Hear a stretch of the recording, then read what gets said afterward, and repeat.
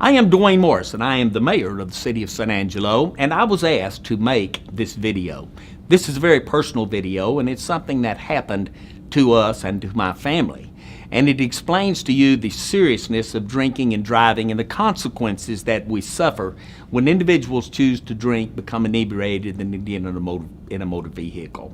It happened on my son's 25th birthday. This was July the 1st of 2006. And my eldest son and a group of friends decided they would go to Bee Cave, Texas, to the backyard where there was a concert with the Black Eyed Peas. They went to the concert, and it was a tremendous concert. They fed them barbecued chicken, and it was a great night. It was a great birthday celebration for my young son. When the concert was over, there were many policemen and EMTs on the road, and they were charged with getting the concert goers out of the concert and down the road 2 to 3 blocks to where their cars were parked and the hotels were. As they were taking them across Highway 71 where it intersects with the Farm to Market Road, there is an island in the middle of the road, and it is regulated by a stoplight.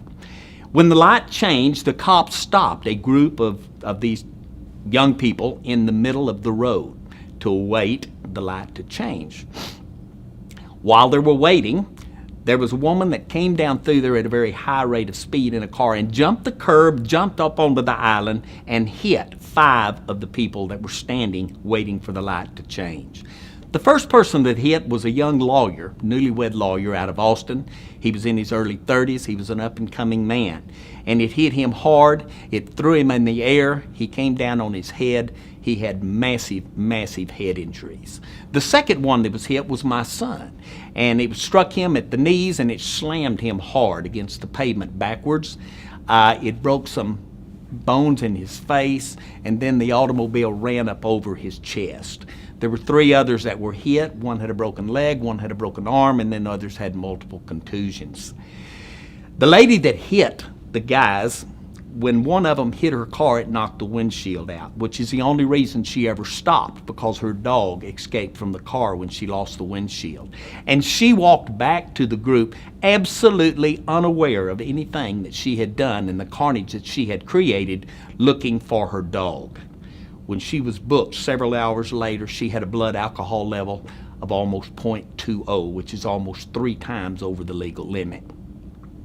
This was a very serious time for my son, because this delicious barbecued chicken dinner that they had had now, when he was unconscious, began to come up into his lungs. Fortunately for us, there were EMTs and there were policemen on scene that was able to treat him and to protect him from drowning in his own body fluids. They took him to the trauma center in Austin, Breckenridge Hospital, as they did all of the other people. The man with the massive brain injuries and my son were billeted together at the back, and we spent many days with his family and my family as we waited to see what the consequences would be. There were many surgeries performed on the young lawyer, but the young lawyer never woke up. He never made it. My son was kept in a coma for 4 days so that the brain swelling could go down. And after 4 days, we were prepared for the worst. The doctors had prepared us. But when my son woke up, he was able to answer questions. He knew who he was. He knew who we were. And we were very fortunate and very thankful that there was no brain damage to my son and that he would be able to recover. They went ahead and rebuilt his knee. They did some bone structure on his face. They did some teeth work. And he spent 3 weeks in Austin. We brought him home. He spent then another year rehabilitating himself so that he could be back to normal. And he is normal. He has recovered completely. He's strong, he's healthy, he's working, and everything is fine. And we are extremely thankful to the Lord for what happened. The others were treated, and then they were released. I believe that probably the biggest tragedy of this whole thing, though, is the woman that hit him. She, taking advice from her lawyers, never admitted anything she did. She never asked for any forgiveness. She never took any responsibility for her actions. About a year after after she was in the county lockup, they released her for humanitarian reasons. She went home, and just a few weeks later, she died from cancer. And she takes what she did to her grave and to the day of judgment. This was a very serious time. It was a very serious thing that my son went through. We When he woke up, we were able to celebrate, and the family next to us celebrated with us, and we mourned their loss. I guess what I'm trying to say here is that we have a consequence when we choose to drink and to drive. I'll tell you as close as I can the message that we got from my son when he called us and woke us from a deep sleep at about midnight.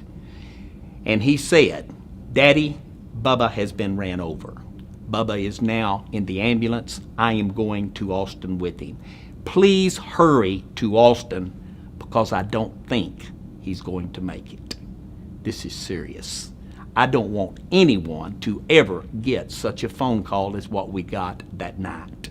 There are consequences to drinking and driving, and I am a strong, strong advocate against drinking and driving, and I am, even though it is an emotional time, I am glad to share this video if it will protect one other family from going through what we and the young lawyer's family went through in Austin.